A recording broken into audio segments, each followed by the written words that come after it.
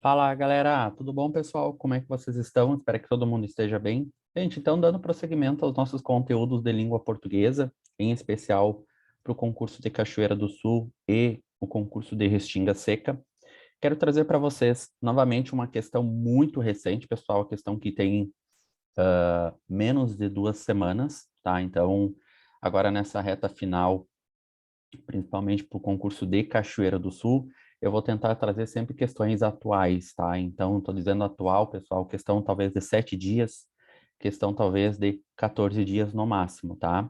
Então, o que que eu quero trazer para vocês? Novamente aqui dentro, pessoal, uma questão relacionada, em especial, ao concurso de Gramado Xavier, tá? Então, é um concurso que foi realizado dia 25/4, tá? Um concurso extremamente recente. Praticamente nós temos ali agora 11 dias desse concurso, ele ainda está, pessoal, em fase de recurso, tá? Então já saiu o gabarito extraoficial. Quero trabalhar com vocês em especial essa questão aqui, lembrando, né? Lembrando, muitos me fizeram essa pergunta, gente, no privado, se era realmente uma questão de ensino superior ou era uma questão de ensino médio. Pessoal, todas as questões que estão agora aqui alocadas, tá? Elas ou são de ensino superior ou elas são de ensino médio, de ensino médio. Então eu sempre vou comentando, ó, é uma questão de ensino superior, ó, é uma questão de ensino médio. Sim, essa questão aqui é uma questão de ensino superior, tá? O cargo aqui, gente, em específico é o cargo de professor, tá? Se vocês pegarem e olharem aqui dentro, por exemplo, vocês vão perceber que o cargo que tem aqui, pessoal, é o cargo de professor de língua portuguesa, tá? Ah, mas Fabrício, eu sou professor de matemática. Gente, todos os cargos de professor de Flores da Cunha foi o mesmo texto, tá? Independentemente do cargo que tu tenhas ali dentro, tá? Ou que tu tenha se formado, tá? Independentemente.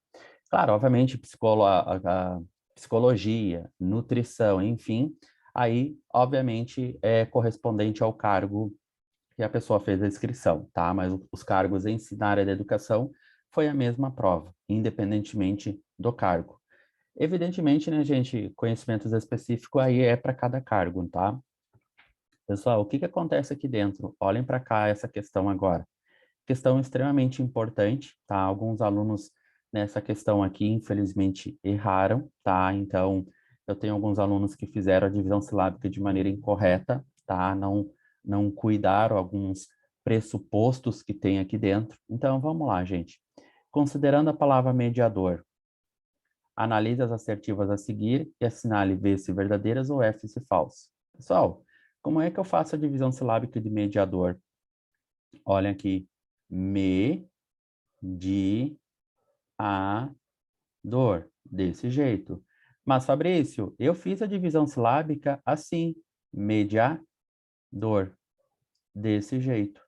O que que vai acontecer, gente, se eu fizer a divisão silábica agora desse jeito aqui, o que que está acontecendo? Mono, di e tri. Mono, di, tri e poli. Então, o que que eu falei para quem já acompanhou os vídeos, o que que eu falo para o aluno que é, na verdade, o meu aluno em cursos preparatórios? Que quando tu erra uma divisão silábica, automaticamente tu erra aqui dentro encontros vocálicos e automaticamente tu erra a acentuação gráfica. Então tem praticamente um efeito dominó. Tu começa a errar e não tem mais como segurar esse erro, tá? É algo exponencial, né? A coisa tende só a aumentar. Gente, quando nós trabalhamos, pessoal, divisão, tá? Divisão silábica, encontros vocálicos e acentuação gráfica. Então, esses três conteúdos aqui, gente, são conteúdos que se conversam. Fabrício, tu tá me dizendo, então, que divisão silábica é um conteúdo que conversa com encontros vocálicos, que é um conteúdo que conversa com acentuação gráfica? Com toda certeza, pessoal. Aqui dentro eu posso colocar para vocês um processo chamado processo de triangulação. Fabrício, eu nunca vi isso dentro da gramática. Sim, não tem, gente. Não tem. Isso aqui sou eu ao longo dos meus anos de estudo, tá? Que eu inventei. Por quê? O que que acontece aqui dentro? Quando tu erra uma divisão silábica, automaticamente tu erra um encontro vocálico e automaticamente tu pode acentuar ou não acentuar uma palavra. Como assim, Fabrício? Notem, pessoal, agora que eu fiz uma divisão silábica. E, obviamente, pelas essas duas divisões silábicas, tem uma que está incorreta. Concordam comigo? Então, o que que aconteceu? Uma palavra agora que aqui ela se encontra como um hiato e aqui ela se encontra como um ditongo. Olha aqui. Então, o que que está acontecendo agora? Tu está errando encontros vocálicos. E talvez, pessoal, agora, nessa divisão silábica feita de maneira incorreta, vocês deverão acentuar. Por quê, gente?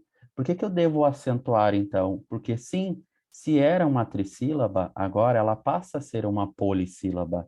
Então, tu acrescentou uma sílaba a mais de uma palavra. Então, essa sílaba, sim, ela pode ser a sílaba carregada com a tonicidade.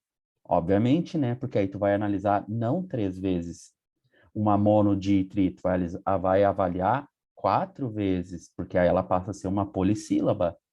Então, o que que vai acontecer? Vamos pensar o seguinte, Fabrício, eu tenho uma dificuldade muito grande na parte de divisão silábica. O que que eu faço? O que que eu sempre comento para vocês, pessoal? Que se tu tem agora aqui dentro uma dificuldade na parte de divisão silábica, tu sempre tende a vir para a acentuação gráfica. Trabalha na acentuação gráfica, que tu vai conseguir desenvolver muito bem esse conteúdo. Fabrício, eu não estou entendendo. Pessoal, se eu tivesse agora mediador desse jeito, vocês não concordam comigo que a mesma técnica empregada para mediador é a mesma empregada para revólver? Ou seja, não seria uma paroxítona terminada em R, ó, não seria uma paroxítona terminada em R, portanto, mediador não deveria ser acentuado? Sim, tá? Mas, Fabrício, mediador não é acentuado. Isso é tão verdade que não se encontra acentuado aqui dentro. E aí, o que que vocês estão fazendo errado, então? Vocês estão fazendo errado a divisão silábica, evidentemente.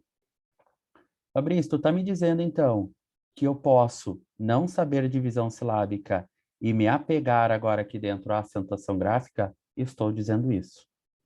Então, o que que vai acontecer agora, pessoal? Na acentuação gráfica, vocês conseguem desenrolar esse tipo de questão. Mas quando vocês avançarem para essa dica, né, o que que vocês têm que saber muito bem? A acentuação. A acentuação vocês têm que saber de decor e salteado, tá? Porque aí tu não vai saber o quê? Tu não vai saber divisão silábica.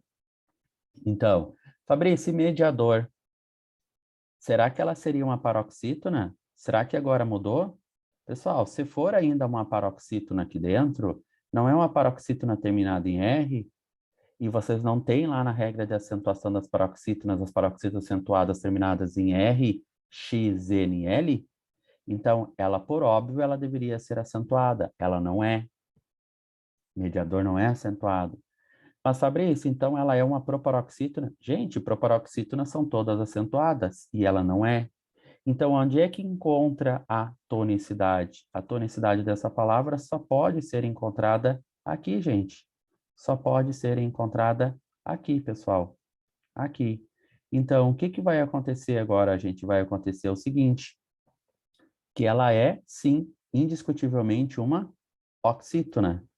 Só que ela é uma oxítona o quê, pessoal? Não acentuada pelas regras de acentuação, tá? Ela tem tonicidade? Claro que sim, tá? Porque ela pertence à parte da prosódia, que vai se preocupar com a correta tonicidade das palavras. Então, todas as palavras, pessoal, elas têm uma sílaba tônica. No momento que vocês acabam errando, agora aqui dentro da sílaba tônica, acontece algo chamado de silabada, tá? Então, o que que é uma silabada, tá? Essa silabada é o erro da nossa tonicidade. Então, quando ele fala assim, ó, verifique-se a presença de um ditongo crescente na palavra, pessoal, crescente é semivogal mais vogal. Nessa palavra aqui vocês têm, só que ela está errada. Vocês, na verdade, não têm um ditongo crescente, vocês têm um hiato. Então, feche agora aqui dentro. Então, essa aqui, como consequência, ela é falsa. Sua divisão silábica apresenta 3 sílabas? Olha aqui, pessoal. Olha aqui como eles estão impelindo vocês aí para mediador. Não, ela não tem 3 sílabas, ela tem quantas aqui, gente? Ela tem o quê? 4, pessoal. 4 sílabas, tá? Então, ela também, como consequência, é a nossa falsa aqui. Então, só olhando agora, gente, nós já sabemos a resposta, né? No que tange a acentuação tônica, trata-se de um oxítona? Indiscutivelmente, pessoal. Não tem nem que argumentar agora aqui dentro, tá? Então, ela é o quê? Ó, falsa, falsa, né? Então, vamos procurar, ó. Não, não, fechou, fechou e fechou. A alternativa correta dessa questão, a alternativa E, gente, tá? A alternativa E, agora aqui dentro. Tranquilo? Foi bem simples, gente. Onde é que a banca queria pegar vocês aqui dentro? Na divisão silábica, tá? Com toda certeza na divisão silábica. Pessoal, outra coisa importante, tá? Vou apagar agora aqui. O que que eu quero de vocês a partir de agora, então? Eu quero trabalhar outra questão com vocês, tá? Uma questão aqui dentro de morfologia. Então, a questão não número 8, mas sim a questão número 9. Uma questão bem interessante também, pessoal, que é esse tipo de questão aqui, ó. Tá? Eu, particularmente, gente, já vi muito esse tipo de questão em concurso público, tá? O que que vai acontecer? Olhem para cá agora. Eu tenho assim, ó, questão número 9. Assinale a alternativa que indica o número correto de artigos presente no trecho. Tá. Pessoal, vamos pensar o seguinte, por que que a banca avaliadora colocou artigos aqui e não colocou outra classe de palavra gramatical? Porque justamente o, a, os, as, na língua portuguesa, pode sim ser artigo, indiscutivelmente. Tá? Se ele for artigo, ele vai estar próximo de um substantivo. Boa, perfeito, tá? Só que o grande problema, pessoal, é que ele pode não ser artigo. Ele pode, para nós, ser um pronome demonstrativo. Quando você substitui agora por aquele, por aquela e aquilo, tá? Então, justamente, a banca colocou porque ele pode exercer, a depender da proximidade com o elemento, uma outra função, tá? Então, o que que vai acontecer? Ele também, sim, pessoal, indiscutivelmente, ele pode ser para nós um pronome oblíquo átono. Fabrício, o que que é um pronome oblíquo átono? Pessoal, um pronome oblíquo átono sempre vai estar complementando sentido de um verbo. Quando eu falo para vocês que João entregou flores, esse elemento flores aqui dentro, ele é complementado porque o verbo exige esse complemento. Então, quem entrega, entrega alguma coisa. É um verbo transitivo direto nesse caso. Mas eu posso entregar alguma coisa a alguém, portanto, o verbo transitivo direto é indireto. Então, João entregou flores. Ponto. E esse elemento agora aqui é o meu complemento desse verbo. Então, portanto, ele é o meu objeto direto. O que que acontece, gente? Acontece que eu não necessariamente preciso ter o meu objeto direto escrito por extenso. Eu posso ter ele agora aqui substituído por um elemento de coesão textual. Então, eu posso reescrever essa frase, pessoal, da seguinte maneira: João entregou hífen as ponto aqui dentro. E o que que vai acontecer, gente? Vai acontecer justamente isso aqui, ó. Esse as agora aqui é um pronome oblíquo átono. Então, quando nós trabalhamos aqui dentro com os pronomes retos, eu, tu, ele, ela, nós, vós, eles, elas, eles exercem a função de sujeito. E os pronomes oblíquos exercem a função de complemento de verbo. Então, eles complementam o sentido de verbo. Isso é tão verdade, pessoal, que eu tenho agora um verbo aqui, tá? Esse aqui é o meu verbo, e eu tenho agora o elemento ligado pelo emprego do hífen agora aqui, tá? E então ele sempre vai estar próximo de verbo.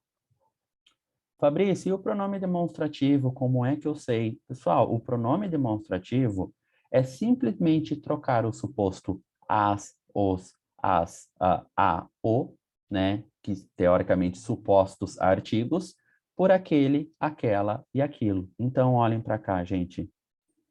As que sentam na frente da sala são as carismáticas. O que que vai acontecer agora? Se tu fores olhar para esse as aqui, o que que vai acontecer? Esse elemento agora aqui, vocês podem substituir por aquelas. Então, aquelas que sentam na frente da sala são as carismáticas. Fabrício, mas eu percebi que eu tenho a presença do que? Sim, pessoal. Para que eu tenha um pronome demonstrativo, eu vou sempre aqui dentro ter uma particularidade, uma singularidade. Qual a singularidade? A presença desse que aqui dentro. Tá? Aquelas as quais, então esse que, como o nosso pronome relativo, o qual, a qual, os quais, as quais. E depois, para ser artigo, eu tenho que saber o que, gente? Necessariamente, eu tenho que saber que esse elemento vai estar próximo de um substantivo. Tranquilo? Foi? Então, vamos para a análise aqui dentro. Pessoal, olhem para cá. Ó, o professor inovador, então esse o, fazendo menção a professor, estabelece uma relação com os alunos, pois, então agora virgulou aqui dentro, é uma oração coordenada, pois, dando ideia de conclusão, né? Entende o que, pessoal? A importância, entende é um verbo transitivo direto, dos, que é de, mais os, então tá aqui dentro, dos vínculos, e da, então, de mais a atividade, afetividade no, e mais o processo de ensino e aprendizagem. Então, vocês vão perceber, pessoal, que sim, que os artigos eles podem vir contraído com as preposições, evidentemente. Então, quantas vocês têm agora aqui dentro? Vamos fazer a análise? Ó, vamos lá. 2, 3, 4, 5, 6, 7. Fechou, pessoal. Fechou. Agora aqui dentro, resposta correta 7, tá? Deixa eu só colocar aqui, ó. Resposta correta 7. Por que que algumas pessoas marcaram 6 agora aqui dentro, gente? Vamos pensar. Onde é que está a minha dúvida aqui? A minha dúvida, pessoal, ela vai estar aqui dentro em relação a quem? Em relação ao uma. Será que uma é um artigo ou será que uma é agora um numeral? Tá? Então, quando vocês tiverem dúvida se é um artigo ou se é um numeral esse uma, vocês sempre vão optar por artigo. Isso é o que a gramática nos diz. Mas, Fabrício, por que que a gramática nos diz isso? Pessoal, para que eu possa ter um numeral, esse elemento aqui, ele tem que ter mais dados, ou vocês têm que especificar. Então, Fabrício comprou uma maçã de um total de 50. Então, vocês estão vendo a relação desse uma com o numeral 50. Quando eu falo que Fabrício comprou uma maçã, pessoal, indiscutivelmente esse uma é um artigo. Entre optar por numeral e optar por artigo, vocês sempre vão optar por artigo. Então, por isso que ficou 7 e por isso que reforça essa teoria, tá? Tranquilo? Foi? Conseguiram entender? Gente, espero que esses vídeos, pessoal, estejam ajudando vocês, tá? E não fazendo o oposto, ou seja, atrapalhá-los, tá? Muito obrigado, gente. Qualquer coisinha eu estou sempre à disposição.